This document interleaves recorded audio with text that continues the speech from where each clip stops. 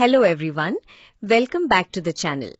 In today's video, we are going to revise some very important MCQs from Embryology in Flowering Plants, Part 2.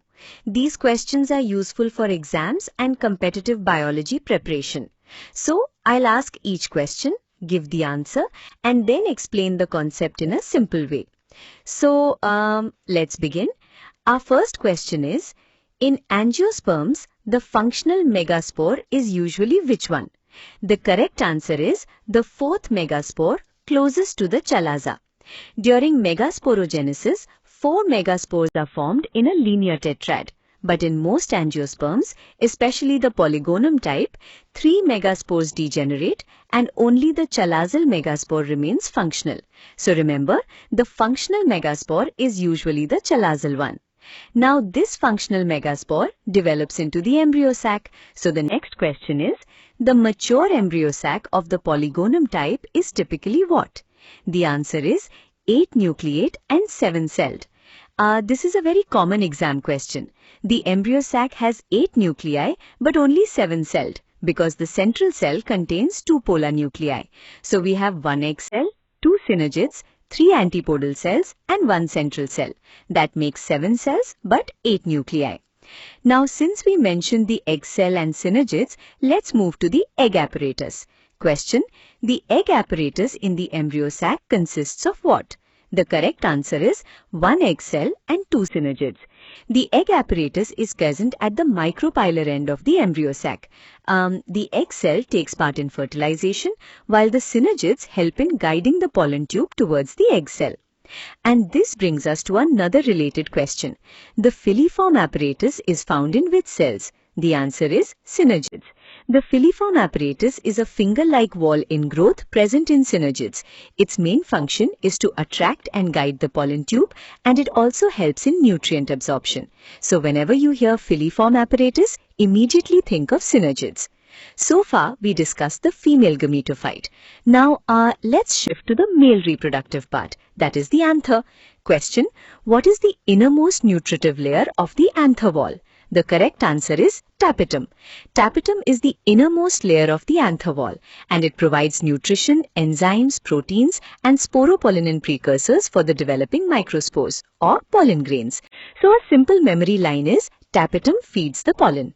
Now the next question is, which anther wall layer develops fibrous thickenings important for dehiscence? The answer is endothecium. Endothecium develops fibrous thickenings. These thickenings create tension when the anther dries, and because of that the anther splits open to release pollen grains. This process is called anther dehiscence. So remember, tapetum nourishes, endothecium opens. Now once we talk about pollen formation, we should understand microsporogenesis. Question: microsporogenesis refers to what? The correct answer is formation of microspores from the microspore mother cell by meiosis. In this process, the microspore mother cell undergoes meiosis and produces haploid microspores. These microspores later develop into pollen grains. And now one small but important pollen related question. Germ pores are characteristically present in which structure? The answer is exine of pollen grains.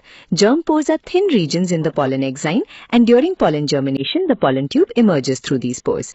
Now after the pollen tube reaches the embryo sac, fertilization takes place. So the next question is very important. Question: double fertilization in angiosperms produces what? The correct answer is zygote and primary endosperm nucleus.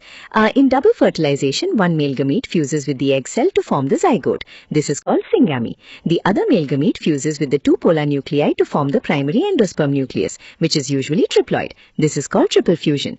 Double fertilization is a unique feature of angiosperms. Now after fertilization, let's talk about nutritive tissue in seeds. Question: the tissue that persists as nutritive tissue in some seeds like beet is called what? The answer is perisperm. Perisperm is the persistent nucellus that stores food. But remember, it is not derived from endosperm. It is maternal and diploid tissue. Now, let's quickly understand 2 terms related to apomixis, diplospory and apospory. Question: what is diplospory? Diplospory means the embryo sac develops from the megaspore mother cell without meiosis. So the embryo sac remains diploid. The key line is diplospory means MMC without meiosis. Question: what is apospory? Apospory means the embryo sac develops from nucellar or integumentary secondary cells, not from the MMC. So remember the difference clearly. Diplospory is from MMC while apospory is from somatic ovule cells. Now another interesting term is polyembryony. Question: what does polyembryony mean? Polyembryony means many embryos in one seed. It may occur due to cleavage of the zygote or due to adventive embryony from nucellar tissue. A common example is citrus.